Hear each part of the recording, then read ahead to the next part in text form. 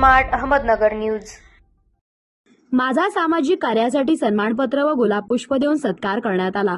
अमरावती मतदारसंघाचे खासदार बळवंतभाऊ वानखेडे यांच्या हस्ते ठिकाण प्रमिलाताई ओक हॉल अकोला येथे याच कार्यक्रमांमध्ये माझं झालेलं भाषण करून संकल्प बुद्धिस्ट मॅरेज ब्युरो व भीमक्रांती फाउंडेशनच्या वतीने आयोजित वधूवर परिचय मेळाव्यामध्ये या कार्यक्रमाचे आयोजन जयदीप भाऊ पळसपगार यांनी केले होते। त्यांचे आम्ही अभिनंदन आणि धन्यवाद व्यक्त केले।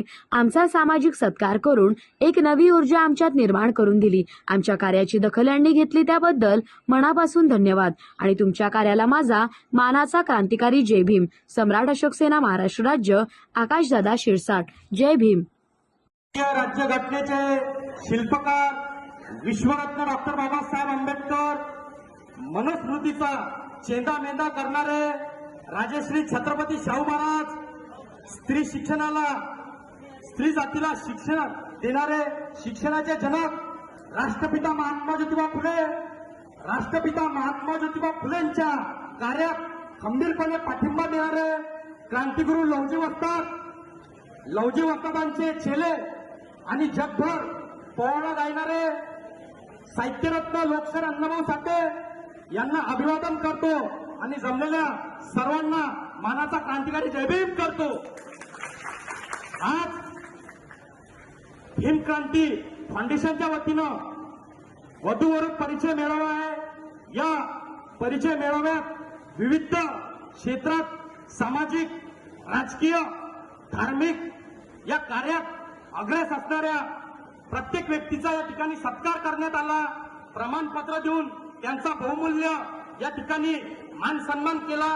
या प्रथम या संघटनेला आम्ही धन्यवाद व्यक्त करतो आणि आज खऱ्या अर्थानं आमचं पाठबळ या भीमक्रांती फाउंडेशनने वाढवलं। पुन्हा समाजात ताकद निर्माण करायची शक्ती आमच्यात निर्माण केली, त्याबद्दल या संघटनेला आम्ही सल्यूट करतो।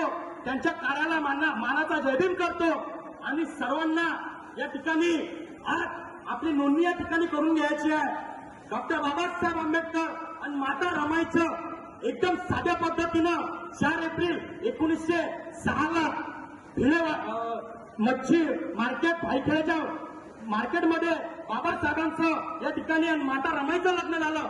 एकदम साध्या पद्धतीनं माता रमाईचं लग्न झालं की माता रमाईचं त्या ठिकाणी वय केवळ 9 वर्षाचं आणि बाबासाहेबांचं वय केवळ 16 वर्षाचं 14 वर्षाचं वय असताना त्या ठिकाणी लग्न झालं। माता रमाईच्या उपकाराने त्यांच्या पुण्यानं आज तुमच्या